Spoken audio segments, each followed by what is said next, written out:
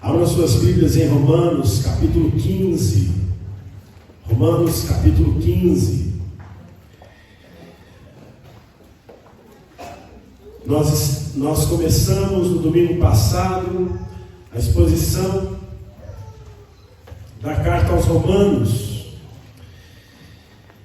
E ainda, como diz o pastor Hernandes, a guisa de introdução, nesse domingo e no próximo domingo nós vamos estudar Romanos aqui nos nossos cultos de uma forma panorâmica. E hoje eu quero compartilhar com vocês 4 propósitos pelos quais o apóstolo Paulo escreveu essa carta. Quantos são os propósitos? São 4 propósitos. Vamos orar pedindo que Deus fale conosco? Deus, fala conosco nesta manhã. Continue falando na verdade, ó Deus, porque desde a hora que nós acordamos, nos dirigimos aqui, chegamos a este lugar, ó Deus, o culto se iniciou, ó Deus, ao Senhor, nós temos ouvido a Tua voz, ó Pai. Ouvimos que a nossa fé está pautada em Jesus Cristo, Pai. Nós cantamos, ó Deus, que é a hora da adoração. Adoração não em lugares separados pelos homens, mas adoração em espírito e em verdade, ó Deus. Oh Senhor, nós ouvimos da Tua maravilhosa graça, Pai, do Teu maravilhoso amor, ó Deus, quanto amor o Senhor tem por nós, e nós não temos dúvida do Teu amor. E agora, Senhor, nós pedimos, ensina-nos mais um pouco da Tua palavra. Usa a minha vida como expositor da Tua palavra nesta manhã, Pai.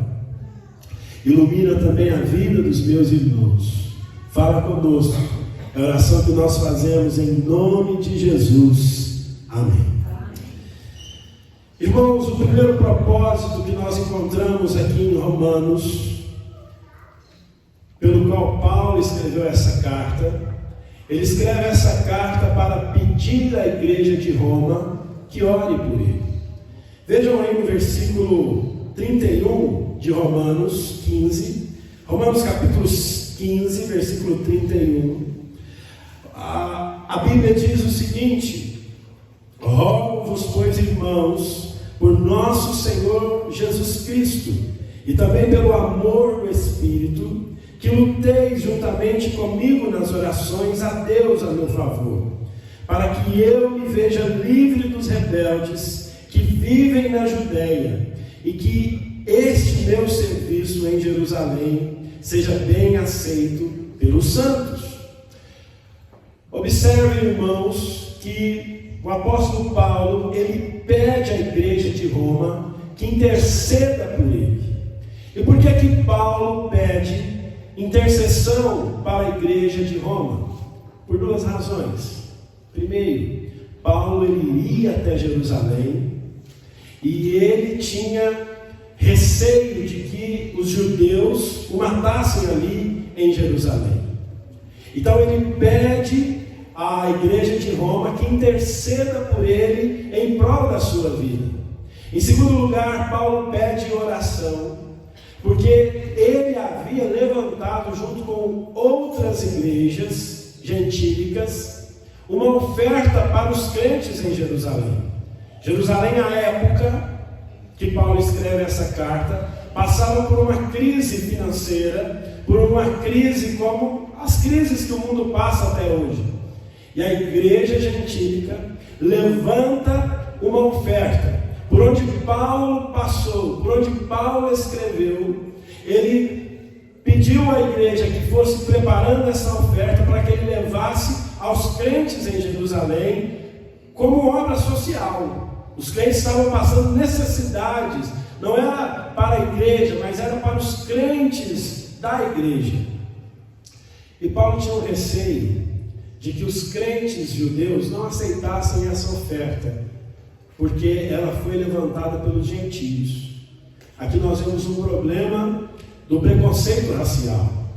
Os irmãos sabem que os judeus, eles não se davam com os gentios antes da vinda de Cristo. Então, por causa dessa parede de divisão que foi levantada no decorrer da história, Paulo, ele pressupõe que seria possível que os crentes judeus não aceitassem a oferta. Olha aí, percebam aí no versículo 31, Paulo diz o seguinte, no finalzinho do versículo, ele diz assim: e que este meu serviço, qual serviço? Ele está indo a Jerusalém levar as ofertas que a igreja gentílica levantou, e que este meu serviço em Jerusalém seja bem aceito pelos santos. Ou seja, havia essa preocupação no coração de Paulo, que os santos não aceitassem a oferta da igreja gentílica.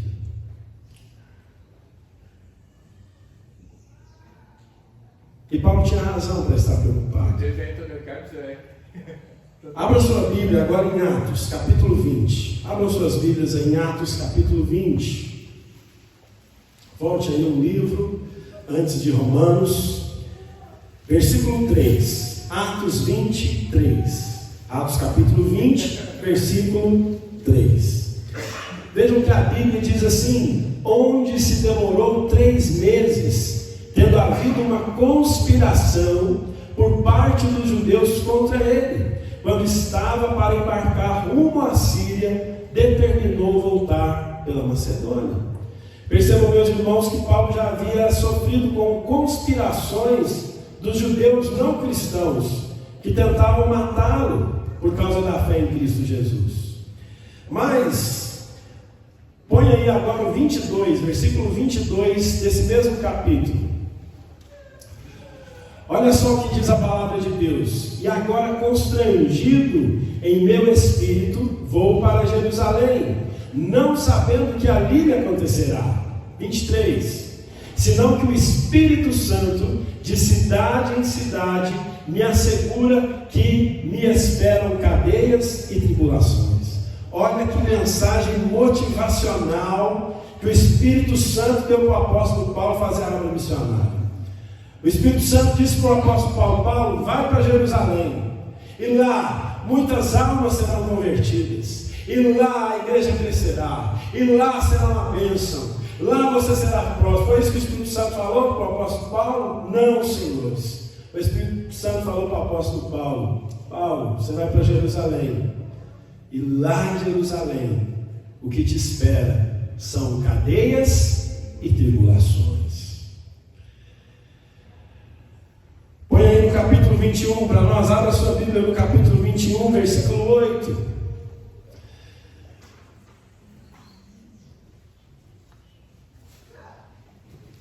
Atos 21, 8. A palavra de Deus, até o versículo 15, diz assim: no dia seguinte, partimos e fomos para Cesareia, e entrando na casa de Filipe, o evangelista, que era um dos 7, ficamos com ele.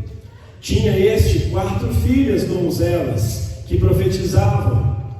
Demorando-nos ali alguns dias, desceu da Judéia um profeta chamado Ágabo, e vindo ter conosco, tomando o cinto de Paulo, ligando com ele os próprios pés e mãos, declarou: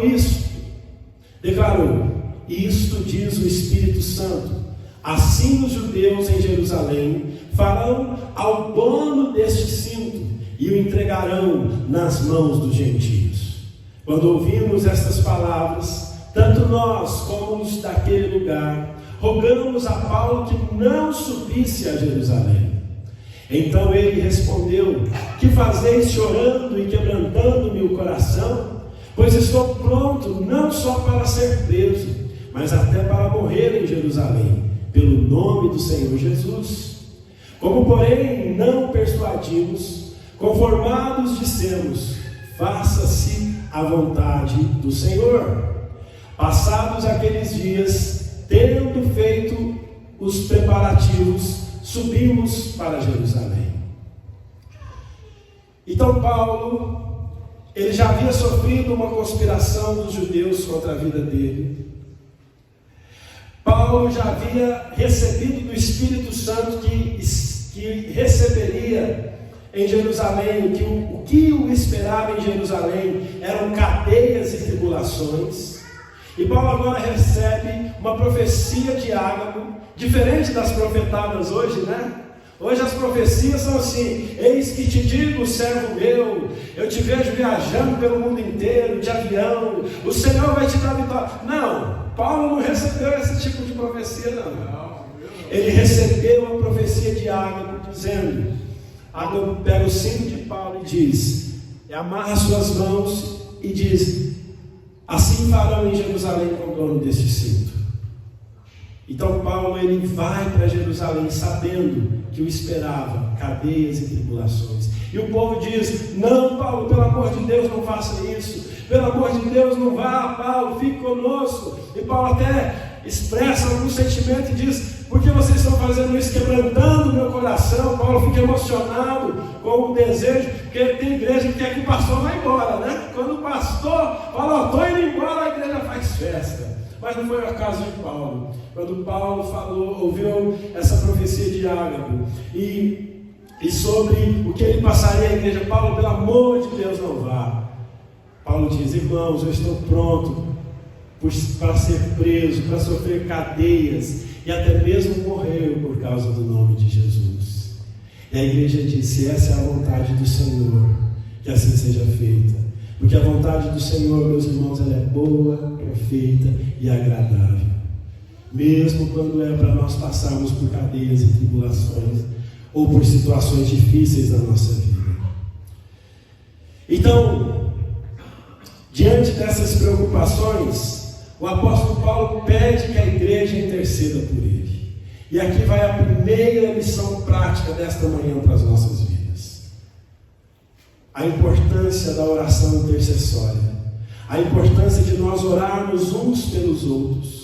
Tiago diz isso: orai uns pelos outros, porque muito eficaz é a súplica do justo. Nós devemos pedir, assim como Paulo, que a igreja interceda pela nossa vida.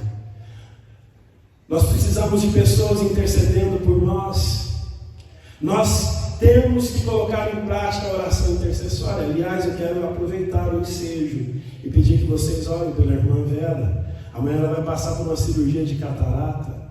Vamos orar também pela nossa irmã Érica Santos, que não está bem nesta manhã e não pôde estar aqui conosco e nos avisou. Vamos orar, vamos interceder e continuar intercedendo por tantos outros que estão na nossa lista de intercessão. Nós aprendemos aqui na prática que nós devemos orar uns pelos outros, compartilhar os nossos pedidos de oração uns com os outros. Paulo fez isso. Paulo é gente como a gente. Nós aprendemos também que orar não é fácil. Olha o verbo que Paulo usa em Romanos 15:31. Ele diz assim: rogo-vos, pois, irmãos, por nosso Senhor Jesus Cristo e também pelo amor do Espírito, que luteis comigo em oração. Orar é luta. Orar é luta.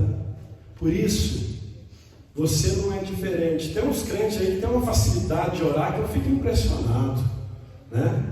Eles oram de manhã, eles oram na hora do almoço, eles oram de tarde, eles oram à noite, eles oram de madrugada. Louvado seja Deus por isso. Mas Paulo lutava para orar. Orar é luta. O verbo que Paulo usa aqui é o mesmo que era usado nas arenas greco-romanas para aqueles homens que lutavam nas arenas, uns contra os outros. Paulo diz: igreja, luta comigo. Irmãos, você tem que lutar em oração. Todo dia você precisa lutar para orar. Vai ser difícil o dia que você acorda de manhã, ou um momento do seu dia que você esteja assim: oba, que legal, quero orar agora. Oração é luta. Você precisa lutar em oração. Você precisa participar das reuniões de oração da igreja, todo domingo de manhã e toda sexta-feira. Você precisa trazer os seus filhos para a reunião de oração. Ah, pastor, eles não ficam quietos. Não tem problema, traga-os. Mas para eles aprenderem a orar primeiro, eles precisam ver você orando. Eu convoco vocês, eu desafio vocês que lutem em oração. Nós precisamos ser uma igreja de oração. Nós temos uma reunião de oração por mês, uma reunião de oração por semana, e a gente não consegue lotar as nossas reuniões de oração. Vamos mudar isso em nome de Jesus? Amém. Vamos mudar isso em nome de Jesus? Amém. Se depender de você, essa realidade vai mudar? Amém. Se depender de você, essa realidade vai mudar? Amém. Não senti muita firmeza, não. Mas vamos lutar em oração. A oração é importante. Oração intercessória. A igreja lutando uns pelos outros. Você tem que pôr na sua consciência que oração é lutar. Não ore quando você estiver com vontade, porque se você esperar a sua vontade para orar, provavelmente você nunca vai orar. Não venha às reuniões de oração quando você estiver com vontade. Coloque o seu compromisso. Eu vou vir às reuniões de oração. Dia 29 de dezembro é a nossa última reunião de oração. Porque a turma é assim, chega dezembro, parece que a igreja fecha, né? Tem que fechar. Já me fala, pastor, vai ter reunião em dezembro, vai ser dia 29, vai. Ainda falta 4 dias para acabar dezembro. Nós vamos ter a nossa reunião de oração. E nós vamos estar aqui. Porque essa igreja não foi tão abençoada na história dela como foi no ano de 2023.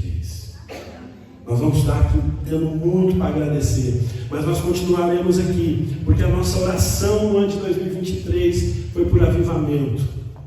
E eu creio que o avivamento ainda não chegou. Mas se Deus quiser, e quando Ele quiser, o avivamento vai chegar. Amém. E nós continuaremos clamando pelo avivamento, até nós experimentarmos Ele. E talvez... Dizem que quem vive um avivamento não tem a percepção de que está passando por um avivamento. Jonathan Edwards, o nosso pai na fé, o Ashbel Simonton, Martin Lloyd Jones e tantos outros na história que experimentaram o avivamento, eles clamavam por um avivamento na sua geração. E nós olhamos para eles e vemos, essa geração era avivada. A igreja de Atos era uma igreja avivada. E eles não tinham essa percepção. Então eu creio, meus irmãos, que enquanto nós estivermos aqui nessa terra, nós vamos continuar clamando: aviva a tua obra, Senhor, nas nossas vidas. Nós queremos mais do Espírito Santo. Nós queremos mais poder vindo do alto. Nós queremos ver o Senhor agindo. Nós queremos orar mais. Então, meus irmãos, lutem comigo em oração. Eu, como pastor desta igreja, eu preciso de membros que valorizem a oração. Eu preciso das reuniões de oração cheias, porque alguém disse: muita oração, muito poder. A igreja presbiteriana do Jardim Monte Alegre, ela precisa priorizar a vida de oração, porque os tolos, eles deixam a oração como o último recurso, mas aqui a oração é o nosso primeiro recurso. O segundo propósito pelo qual o apóstolo Paulo escreve essa carta. Eu preciso continuar aqui, né? Eu não saí nem do primeiro ainda e já está acabando o horário do culto. Misericórdia. Mas olha só, Paulo estava preocupado que a igreja não recebesse a oferta. Ele já viu uma coisa dessa, a igreja não recebeu a oferta, meu irmão? Essa era uma preocupação que tinha certa razão de ser, talvez, por conta do preconceito. Mas, irmãos, quando Jesus ele entra na nossa vida, não há parede para preconceito, porque Deus não faz acepção de pessoas. A igreja é lugar de judeu e lugar de gentio. A igreja é lugar de branco e lugar de preto, de rico e de pobre, de homem e de mulher, de criança e de velho. A igreja é para todo mundo. E olha aí no versículo 21 de Atos, no capítulo 21 de Atos, versículo 17, a Bíblia diz assim: tendo nós chegado a Jerusalém, os irmãos nos receberam com alegria. A igreja recebe Paulo com alegria. A igreja recebe a oferta de Paulo com alegria. E sabe por quê? Onde Jesus reina, não há parede de separação. Onde Jesus reina, não há espaço para preconceito. Onde Jesus reina, não há espaço para divisão. A igreja é uma só, o povo de Jesus é um só. E sabe por quê? Porque Deus não faz acepção de pessoas. Deus não faz acepção de pessoas. Isso é coisa de homem, isso é fruto do pecado do nosso coração. Na igreja não há lugar para o racismo, para o preconceito, seja ele qual for. E Paulo é recebido com alegria. Mas Paulo é recebido com crueldade pelos judeus. Olha aí no capítulo 21 de Atos, verso 27. Atos 1, 27. A Bíblia diz assim: quando já estavam por findar os 7 dias, os judeus vindos da Ásia, tendo visto Paulo no templo, alvoroçaram todo o povo e o agarraram, gritando: israelitas, socorro!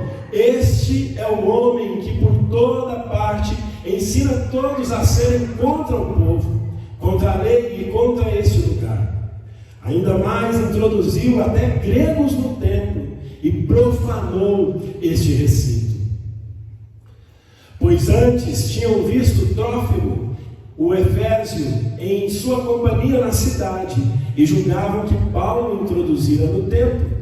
Agitou-se toda a cidade, havendo concorrência do povo, e agarrando a Paulo, arrastaram-no para fora do templo, e imediatamente foram fechadas as portas. Procurando eles matá-lo, chegou ao conhecimento do comandante da força que toda Jerusalém estava amotinada.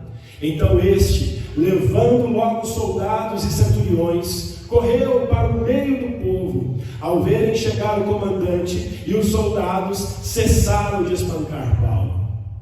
Aproximando-se o comandante, apoderou-se de Paulo e ordenou que fosse acorrentado com 2 cadeias, perguntando quem era e o que havia feito.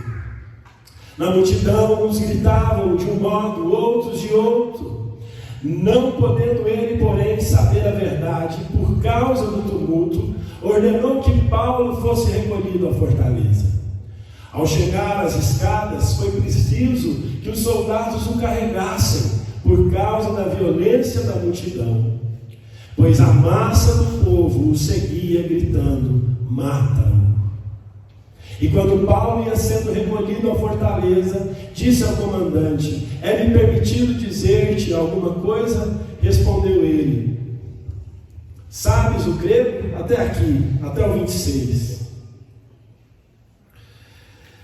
Meus irmãos, nós vemos aqui que o apóstolo Paulo, de fato, viveu aquilo que o Espírito Santo já havia dito para ele.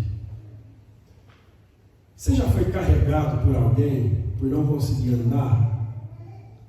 Eu acho que só quem teve essa experiência sabe o que Paulo sentiu. Paulo não conseguiu subir as escadas. Tamanha crueldade que os judeus cometeram com ele, em nome da fé, de uma falsa fé, é verdade. Ele foi tão cruelmente espancado que ele não conseguia andar. Mas Paulo escreve essa carta para pedir que a igreja ore por ele. Havia oração pela vida de Paulo, havia intercessão por Paulo, e nós devemos, assim como Paulo, lutar em oração e pedir que os irmãos orem por nós.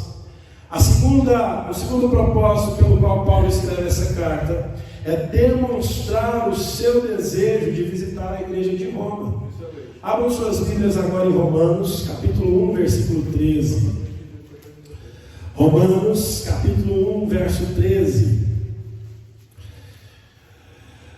A palavra de Deus diz assim: porque não quero, irmãos, que ignoreis que muitas vezes me propus ir ter convosco, no que tenho sido até agora impedido, para conseguir igualmente entre vós algum fruto, como também entre os outros gentios. Percebam, meus irmãos, que a Bíblia aqui em Romanos 1,13, ela diz assim, que Paulo muitas vezes quis ir até a igreja de Roma. No entanto, ele, sempre que quis ir à igreja de Roma, ele foi impedido. Aqui eu já quero trazer para nós uma lição prática para a nossa vida. As portas se abrem ou se fecham na nossa vida de acordo com a vontade de Deus. Portas abertas são bênçãos de Deus na nossa vida. Portas fechadas também são bênçãos de Deus na nossa vida. Paulo por inúmeras vezes ir até a igreja de Roma. Ele planejou, ele fez planos, ele fez projetos, ele quis ir até a igreja de Roma. Só que ele foi impedido. A gente faz alguma coisa se Deus quiser. E a gente é impedido de fazer algo que a gente quer, por quem? Por Deus. É Deus quem abre a porta, é Deus quem fecha as portas. Quando Deus abre a porta é bênção, mas quando Deus fecha a porta também é bênção para a sua vida. Deus fechou a porta para que Paulo não tivesse ido ainda à igreja de Roma. Essa porta fechada impediu, por exemplo, que os romanos, a igreja de Roma, fosse abençoada com a presença do apóstolo Paulo, com a pregação presente ali do apóstolo Paulo. Eles não tiveram essa oportunidade. Mas o fato de Deus ter impedido Paulo de ir até a Roma abençoou a igreja de toda a história com a carta de Paulo aos Romanos. Amém.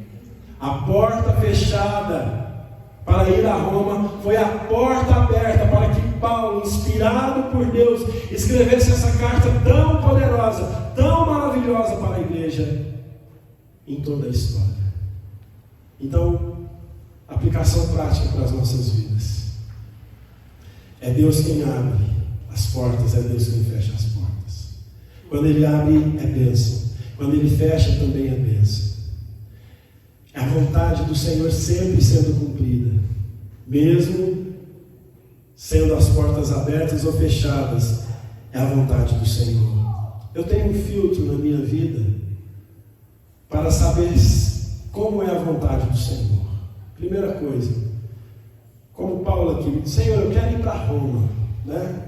Como saber se algo que a gente quer fazer é da vontade de Deus? Primeiro filtro, é bíblico.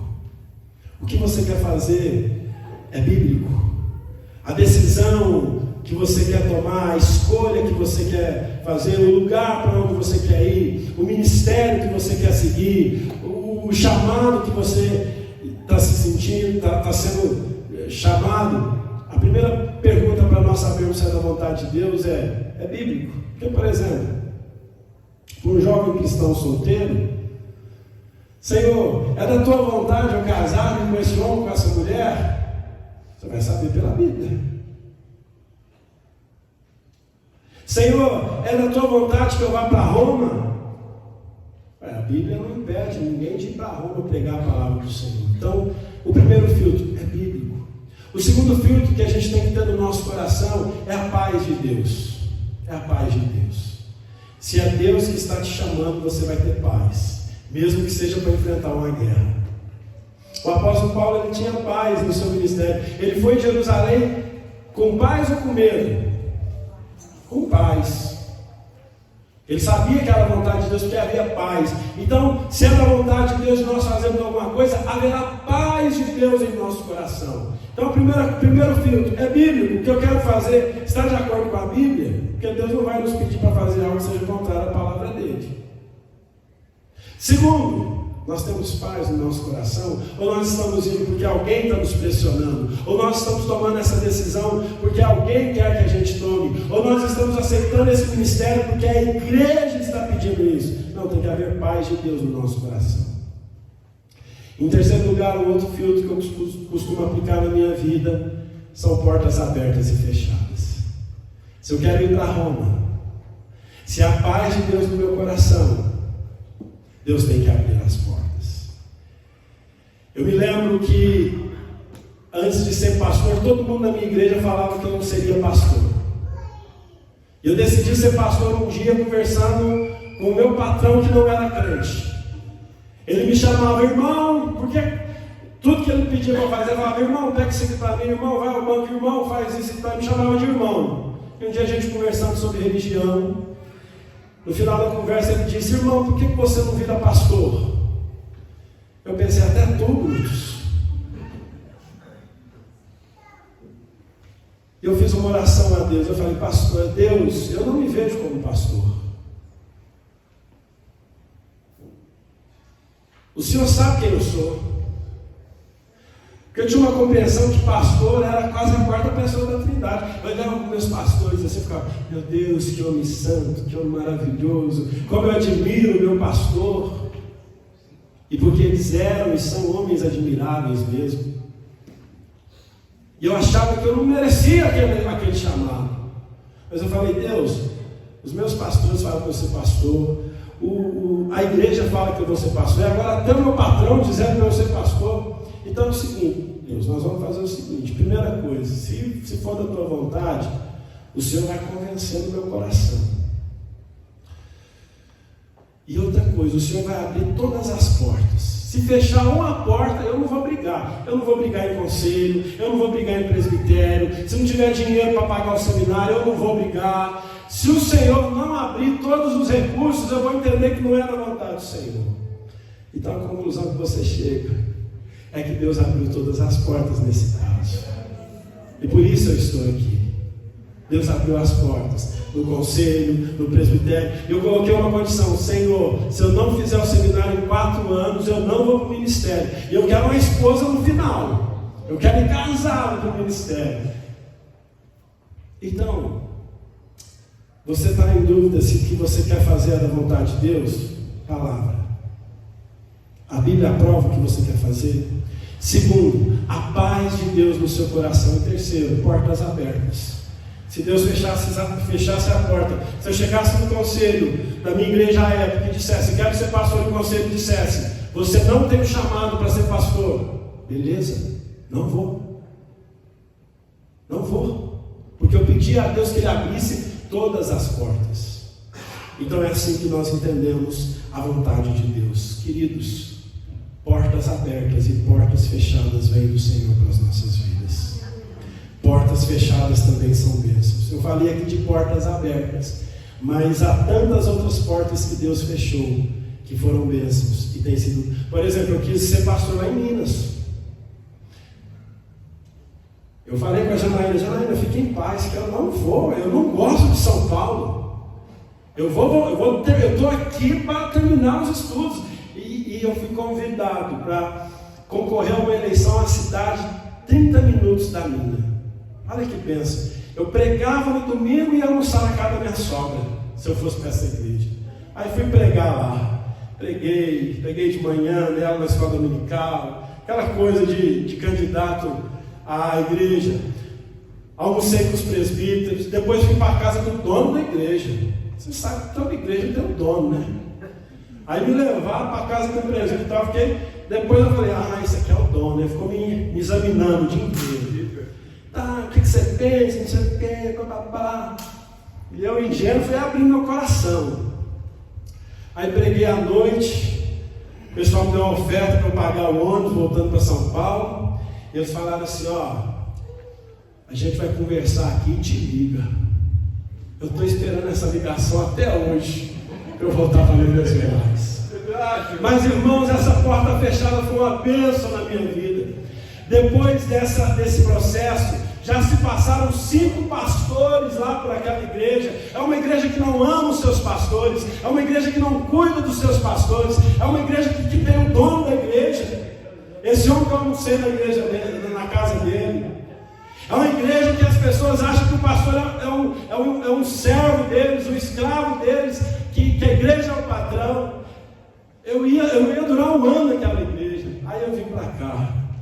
E aqui eu sou amado, aqui eu sou cuidado, aqui eu sou apoiado, aqui Deus nos abençoou e nós estamos plantando uma igreja. Então Deus fechou aquela porta para mim e foi uma bênção, mesmo eu não gostando de Taboão.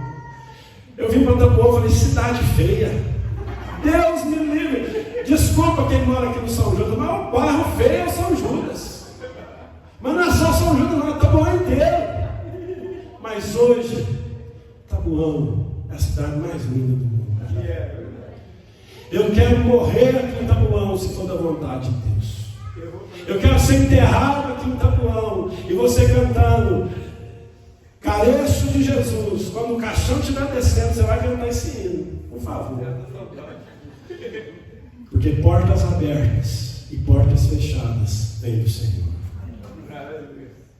Paulo escreve essa carta com o primeiro propósito, pedir oração. O segundo propósito pelo qual Paulo escreve essa carta é porque ele tinha o desejo de visitar a igreja de Roma. E o terceiro propósito é porque Paulo queria ser enviado pela igreja de Roma à Espanha. Abram aí as suas Bíblias agora em Romanos 15, verso 24. Romanos 15, 24. Paulo queria fazer da igreja de Roma a sua base missionária.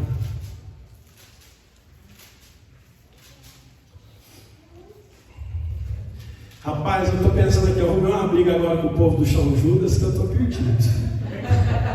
Vocês me perdoam, meus irmãos, vocês já me conhecem, tá certo? Fique em paz. Você não é o que eu digo que você é o que Deus diz que você é. Amém? E o lugar que a gente mora é o lugar mais abençoado do mundo. Não vai brigar comigo, não. Vamos lá. Romanos 15, 24, a palavra de Deus diz assim: penso em fazê-lo quando em viagem para a Espanha, pois espero que de passagem estarei convosco, e que para lá seja por vós encaminhado, depois de haver primeiro desfrutado um pouco a vossa companhia. Pode deixar aí no 24. Percebam, meus irmãos, que o apóstolo Paulo ele diz aqui no versículo 24 o seguinte: que ele pensava em ir até a Roma, mas o objetivo de Paulo era ir até a Espanha. A Espanha, naquela época, era a melhor colônia do Império Romano, a colônia mais pujante, a colônia mais ilustre do Império Romano, e Paulo queria plantar uma igreja em Roma. Percebam, ele já havia plantado igreja em algumas regiões do mundo, na Galácia, na Macedônia, na Acaia, na Ásia Menor, mas Paulo ainda queria plantar a igreja na Espanha. Isso nos ensina uma coisa prática para as nossas vidas, mais uma: nós não podemos parar com a expansão da obra de Deus. Cada igreja que é plantada não é o fim de um ciclo, mas cada igreja que é plantada é o começo da expansão de outras igrejas. Cada grupo de pastoreio que é aberto não é um ciclo que se encerra, mas é um ciclo que se começa num bairro, numa cidade, para que a igreja do Senhor se expanda. Irmãos, nós temos que ter essa visão que o apóstolo Paulo tinha. Ele já havia plantado igreja na Acaia, na Macedônia, na Ásia Menor, mas ele continua desejoso, mesmo com tantas lutas, de levar o evangelho até a Espanha. Os desafios que Paulo tinha. Hoje nós temos os nossos desafios, não são diferentes. Sexta-feira eu estava aqui na igreja e 8 horas, quase 7h30 da noite, um trânsito terrível. E eu falei assim: meu Deus, como é que minhas ovelhas vão vir para a reunião de oração com um trânsito desse? Aí Deus falou assim: problema, elas têm que se virar. Cada geração tem as suas dificuldades. Como que Paulo chegava até as nações, as cidades? Ele não tinha carro, ele não tinha avião, ele não tinha, às vezes, nem um animal. No mínimo, talvez. Nós temos os nossos desafios. Nós vivemos numa cidade grande. Se a gente for olhar pelos nossos desafios, a gente não faz a obra do Senhor. Irmãos, a nossa igreja, a minha visão ainda não é chegar na Espanha, tá bom? Eu quero ficar aqui só no Tabuão por enquanto. Eu preciso de vocês. Eu preciso que os membros desta igreja comprem a visão que Deus tem me dado. Qual que é a nossa visão? Primeiro, fazer um culto com excelência, todo domingo. Fazer um culto o melhor que o Senhor tem. Então eu preciso que os músicos cheguem, no mínimo, meia hora antes. Eu preciso que o pessoal da projeção chegue, no mínimo, meia hora antes para se preparar. Os diáconos têm que chegar 1 hora antes, para nós fazermos um culto com excelência para Deus. Porque ai daquele que faz a obra do Senhor relaxadamente. Essa é a visão que eu tenho. Eu preciso que toda a igreja participe de um grupo de pastoreio. Eu preciso que toda a igreja participe de um grupo de pastoreio. Você precisa comprar essa visão comigo. Paulo precisava da igreja de Roma. Paulo queria, põe aí para nós o versículo 28, Bruno, por favor. Olha só o que diz o versículo 28. Tendo, pois, concluído isto, e havendo-lhes consignado este fruto, passando por vós, irei à Espanha. Então Paulo, ele contava com a ajuda da igreja de Roma para ir até a Espanha. Eu acho que aqui no versículo 24, ele diz o seguinte,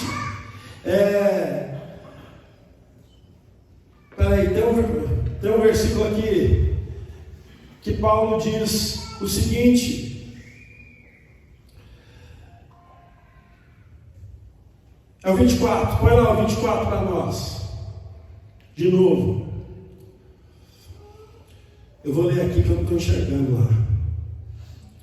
Penso em fazê-lo quando em viagem para a Espanha, pois espero que de passagem estarei convosco, e que para lá seja por vós encaminhado. É essa palavra que eu queria achar. O que é ser encaminhado pela igreja de Roma? É sustento financeiro e sustento espiritual. Paulo precisava da igreja de Roma para chegar à Espanha. Deixa eu te dizer uma coisa, eu preciso de você nos grupos de pastoreio. Eu preciso de você nos cultos aqui de manhã. É engraçado que a gente fica resfriado no domingo. O que a gente faz? Não vem para a igreja. Mas quem aqui deixa de trabalhar quando está resfriado? Levanta a mão. Quem aqui, a gente está com dor de barriga, não vem para a igreja, né? Mas para trabalhar, queridos, eu quero chamar a atenção para vocês, que eu acredito que Deus tem um projeto para a Igreja Presbiteriana do Jardim Monte Alegre, que eu não posso fazer sozinho.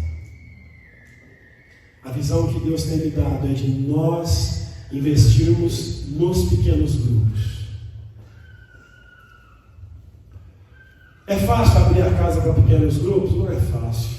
Toda semana você receber aquele povo, e um povo que come e não leva uma pipoca. Leva um lanchinho, meu irmão, para o grupo pastoreio, nos ajude aí. Mas se você não tiver condição, não tem problema. Mas vá alimentado pelo menos. Brincadeira. Não vá deixar de participar do grupo por causa disso. Mas veja, é fácil abrir a sua casa? Não é.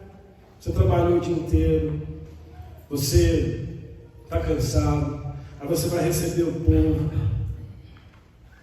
Agora, deixa eu dizer uma coisa. É bênção ou não é abrir as nossas casas para o grupo de pastoreio? Quem aqui se arrepende de ter aberto a sua casa para o grupo de pastoreio, levanta a mão. Eu sei que você não vai levantar, mesmo que você estiver, mas Deus sabe se é verdade no seu coração. Agora, quem participa aqui dos grupos de pastoreio, é bênção ou não é estar nos grupos de pastoreio toda semana? Eu já testemunhei aqui para vocês. 2022 foi o pior ano da minha vida, eu acho. Mas foi no grupo de pastoreios que eu fui fortalecido por vocês, pela igreja. Amém. Glória a Deus. Diante da oposição que eu enfrentei aqui de alguns irmãos da igreja, de uma parte do conselho da igreja, foi no grupo de pastoreios que eu fui consolado, que eu fui animado. Quando os músicos do conjunto de louvor disseram: nós não temos tempo para ensaiar, nós não vamos ficar aqui na igreja, e saíram todos, foi no grupo de pastoreio que eu fui consolado.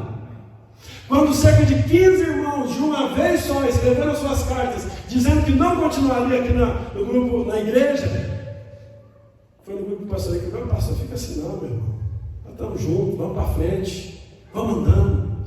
Então quero dizer que a mesma cura que eu recebi dos grupos, aquilo que você ministrou na minha vida, você tem para ministrar na vida de outros. Eu quero dizer que você também pode ser ministrado nesse sentido. Não viva só no culto de domingo. Irmãos, todos os nossos grupos têm visitantes que nunca pisaram na igreja. Isso é bom ou ruim? O que vocês acham? É bom. Tem gente que não vem na igreja, mas ele vai na sua casa. precisava da igreja de Roma, eu preciso de vocês. Eu preciso que vocês comprem a visão junto comigo. Porque se você não comprar a minha visão, é melhor você sair daqui também. Eu faço a sua carta hoje, agora, de transferência. Mas se nós andarmos juntos, nós vamos mais longe. Eu preciso que a nossa igreja seja uma igreja de oração. Que as nossas reuniões de oração sejam frequentadas por você. É fácil orar? Não é fácil. Mas o que é fácil na obra de Deus? Só que vale a pena. Assim como Paulo precisava da igreja de Roma, eu preciso de vocês. Por último, em quarto lugar, e já vamos subindo aqui, meus irmãos, porque o tempo já está excedido. Em quarto lugar, o propósito de Paulo escrever essa carta é expor o Evangelho. Paulo escreve a carta aos Romanos para mostrar aquela igreja da capital do império o Evangelho que diz que todos nós somos pecadores. Judeus e gregos são pecadores, homens e mulheres são pecadores, ricos e pobres, pretos e brancos, brasileiros e chineses, todos nós somos pecadores. Mas Paulo escreve essa carta, que é a carta da graça, da justificação pela fé. A Bíblia diz aqui em Romanos: o justo viverá pela fé. Então eu quero que nesta manhã, eu espero em Deus, que você saia daqui com 4 aplicações, 5 aplicações na sua vida. Primeira aplicação, 4 aplicações. Primeira, a importância da oração na nossa vida. Segunda aplicação, nós precisamos da igreja para fazer a obra do Senhor. Eu preciso de você como pastor dessa igreja. Me ajuda a fazer a obra. Desperta. Lutem comigo em oração, mas lutem comigo também ombro a ombro, do meu lado. Me veem como pastor de vocês, como um pai espiritual desta igreja, e vamos caminhar juntos para fazer a obra do Senhor. Terceiro, é isso aqui que nós vamos pregar todos os dias do nosso ministério. É a palavra de Deus, é a palavra do Senhor. Em quarto e último lugar, mas o mais importante, Paulo escreveu a carta aos Romanos para mostrar Jesus Cristo. Jesus é o único Salvador do homem. Você não é salvo. Eu estou pedindo, participe do grupo, participe da reunião de oração. Você não é salvo se você participar de toda a reunião do grupo. Mas você é salvo se você crê em Jesus Cristo. Cristo é o nosso Salvador. Queridos irmãos, o Senhor Jesus disse que a seara é grande. Orai para o Senhor na seara, para que Ele mande trabalhadores. Nesta manhã, nós vamos encerrar esse sermão. Nós temos grandes desafios. Eu tenho os meus, você tem os seus. A nossa igreja tem grandes desafios. Mas nós vamos declarar quão grande é o nosso Deus. Fique em pé no seu lugar. Se você crê